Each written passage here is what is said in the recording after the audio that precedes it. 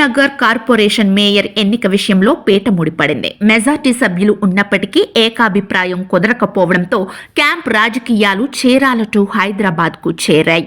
Mahabub Nagar mayor స్థానాన్ని BC మహిళకు reserve కావడంతో ఆ స్థానం అధిష్ఠించబోయే తొలి మహిళ ఎవరన్నది ఆసక్తికరంగా మారింది. మేయర్ స్థానాన్ని ఆశించిన కొందరు ప్రముఖులు ఓటమి చవిచూడడంతో ఆ స్థానం ముందు నుండి ఆశిస్తున్న ప్రసన్న ఆనంద్ గౌడ్ పేరు తెరపైకి వచ్చింది. కానీ కొత్తగా మైనారిటీ మహిళల పేరు తెరపైకి వచ్చింది. బీసీ కోటాలో కొంతమంది మైనారిటీ మహిళలు ఎంపిక కావడంతో మేయర్ స్థానం తమకే కావాలని పట్టుబడుతున్నారు.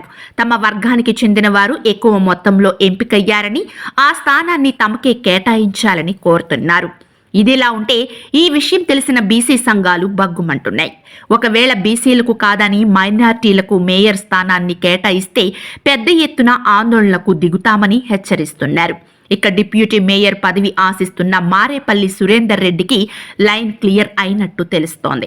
ఒకవేళ మేయర్ స్థానం బీసీలకు కేటాయిస్తే డిప్యూటీ మేయర్ స్థానం మైనార్టీలకే కేటాయించాలని ఆ వర్గాలు పట్టుబడుతున్నాయి.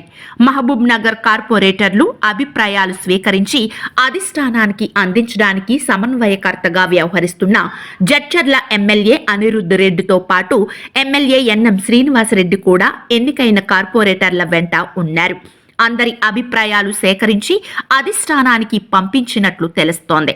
అధిష్టానం తీసుకునే నిర్ణయంపై మేయర్ ఎంపిక ఆధారపడి ఉంటుంది. మొత్తం మీద మహబూబ్ నగర్ మేయర్ ఎంపిక థ్రిల్లర్ సినిమాను తలపిస్తోంది.